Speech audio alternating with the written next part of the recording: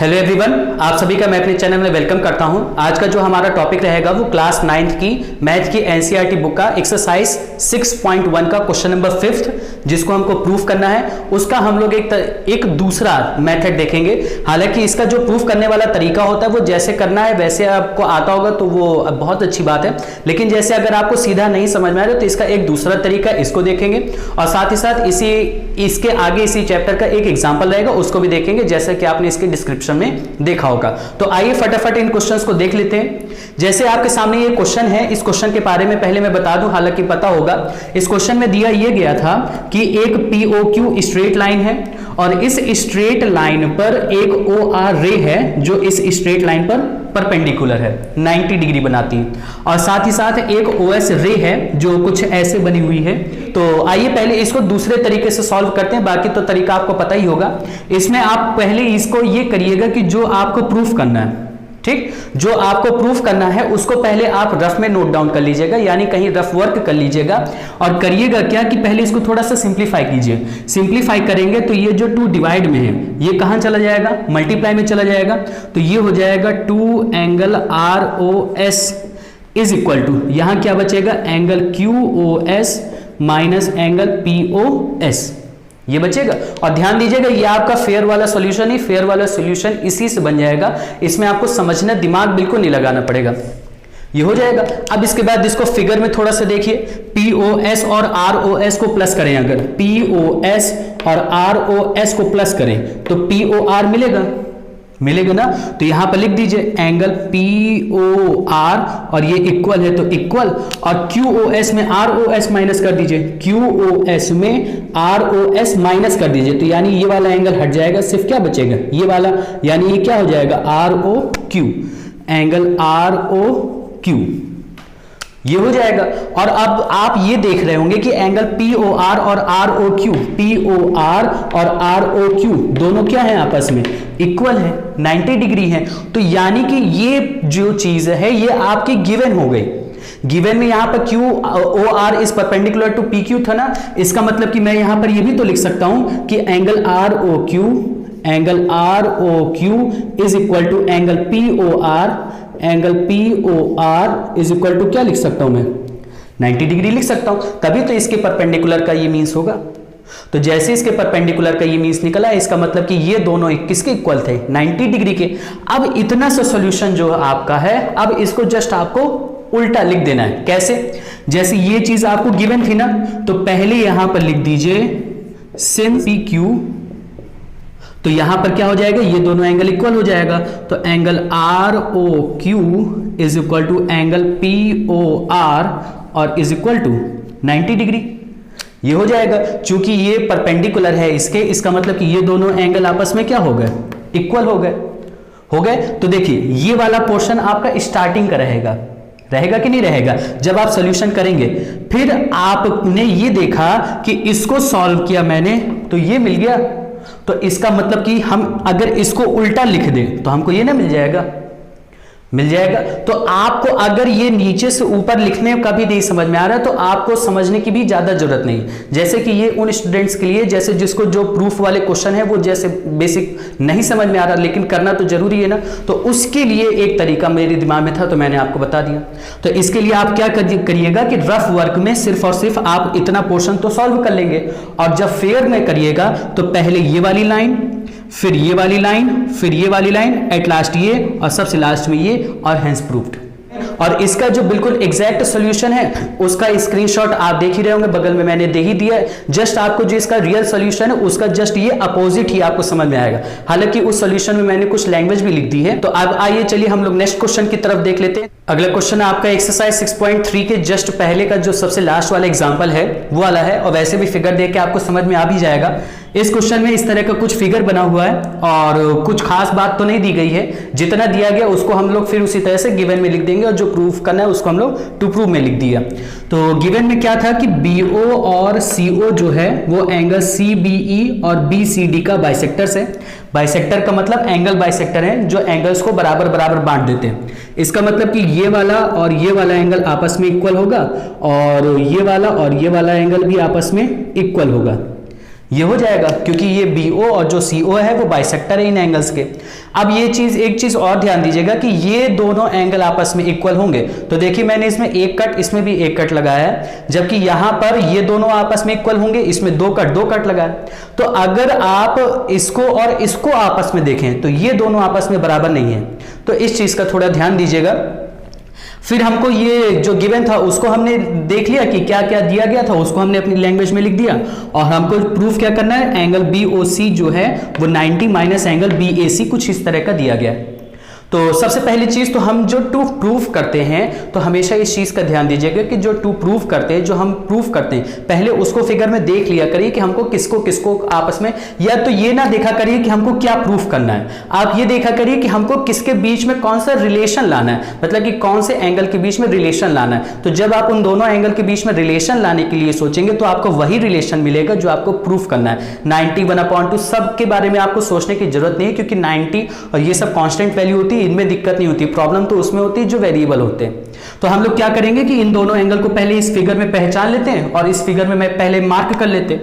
तो angle BOC यानी कि एंगल BOC ये वाला एंगल, और BAC ये ऊपर वाला एंगल, हमको इन दोनों एंगल के बीच में आपको रिलेशन लाना है। बस इतना सा आपको दिमाग में रखना है, क्या कि आपको इन दोनों के बीच में कुछ ना कुछ रिलेशन लाना है, और वो रिलेशन है ये दिया गया।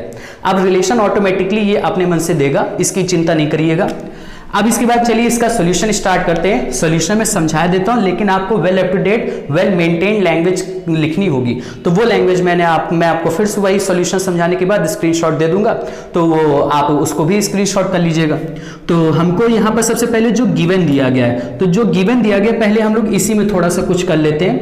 हम लोग क्या करते हैं कि ये दोनों एंगल तो आपस में इक्वल है, तो जब आपस में इक्वल है तो इसको भी मैं x मान लेता हूं और इसको भी मैं x मान लेता हूं। x मानने से होता क्या है कि अगर आप इक्वेशन में इस एंगल को लिखेंगे ना, EBO, OBC, फिर CBO या तो OBE, तो बहुत ज्यादा मैसी हो जाता है, मतलब कि आप ढूंढते रह जाएंगे कि किसके किसके बीच में रिलेशन बनाओ।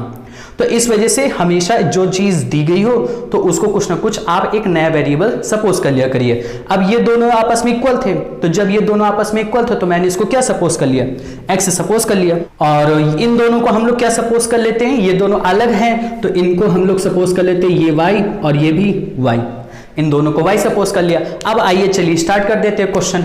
अब तो क्वेश्चन में कुछ नहीं रह जाएगा। सबसे पहले तो देखिए ये वाला ट्रायंगल दिख रहा है BCO ट्रायंगल में ले लीजिए एक बार।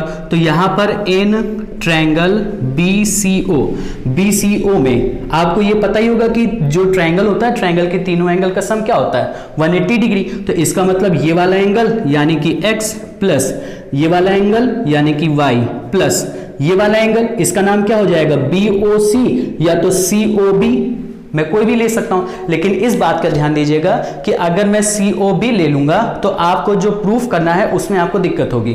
तो कोशिश ये किया करिए कि जो आपको एंगल जिस पैटर्न में, जिस तरह से दिया और जिस सीक्वेंस में दिया उसी सीक्वेंस में मानिए। यानी कि अगर आप ये वाला एंगल अपना सॉल्यूशन में ले रहे हैं तो दिमाग में ये रखिए कि मैंने टू प्रूव में देखा था कि BOC दिया था, तो मैं इसको COB ना मानकर BOC ले लूं। हालांकि गलत नहीं होगा अगर आप COB ले लेंगे, लेकिन आपको ढूंढने में खुद दिक्कत होगी। तो यहां पर क्या आ जाएगा x प्लस y प्लस ये वाला यानी कि BOC, angle BOC is equal to 180 degree हो जाएगा। इतना लिखा रहने दीजिए। फिर उसके बाद आपको ये वाले एंगल में रिलेशन चाहिए ना, तो इसका मतलब कि इस एंगल और इस एंगल का सम कितना होगा 180 डिग्री होगा। लेकिन आपको पता है कि ये वाला एंगल आपको नहीं पता है, इतना तो आपको पता ही है। तो जब ये वाला एंगल नहीं पता है तो एक बात बताइए कि ये एक स्ट्रेट लाइन में है ना, स्ट्रेट लाइन में। तो जब स्ट्रेट लाइन में है तो क्या इन तीनों एंगल का सम 180 नहीं होगा ना। तो जब इन तीनों एंगल का सम 180 होगा तो अगर मैं सिर्फ ये वाला एंगल निकालना चाहूं तो क्या हो जाएगा x प्लस ये वाला एंगल इज इक्वल टू 180। तो ये वाला एंगल जो होगा वो मेरे कितना आ जाएगा, ये दोनों x ट्रांसपोज होकर उधर चला जाएगा तो कितना आ जाएगा 180 माइनस 2x, बिल्कुल ठीक। तो यहां पर ये कितना आ जाएगा 180 माइनस 2x, ये वाला एंगल ये हो जाएगा। सिमिलरली फिर इसी तरह से ये y तो तीनों का सम 180, तो इसका मतलब कि सिर्फ ये वाला कितना बचेगा 180 माइनस 2y, तो यहां पर हो जाएगा 180 माइनस 2y। तो ये वाला एंगल प्लस ये वाला एंगल और प्लस ये वाला एंगल, फिर वही चीज, इसका नाम अब हम क्या दे देते हैं, BAC। तो एंगल BAC और इज इक्वल टू ये एक ट्रायंगल है, यानी इन तीनों एंगल का सम कितना होगा, 180 डिग्री होगा ना। अब थोड़ा सा इसको सॉल्व कर लीजिए, तो ये प्लस का 180 है, ये भी प्लस का 180 है, तो ये कट जाएगा, है ना। और इसी तरह से ये माइनस का 2x है, ये भी माइनस का 2x है, तो ये दोनों को मैं उधर ट्रांसपोज किए देता हूं, तो मेरा सिर्फ क्या बचेगा, angle BAC is equal to ये ट्रांसपोज होकर उधर चला गया, तो बचा 2x प्लस 2y, और ये भी उधर ट्रांसपोज कर दीजिए, तो कितना हो गया 180। ये प्लस का था उधर गया माइनस का हो गया। अब यहां पर से देखिए ये भी x प्लस वाई है, यहां पर भी x प्लस वाई है, तो एक काम करिए, ये जो x प्लस वाई है इसकी वैल्यू निकाल लीजिए यहां से, तो इसकी वैल्यू क्या आ जाएगी, ट्रांसपोज करने पर x plus Y is equal to 180 minus angle BOC हो जाएगा।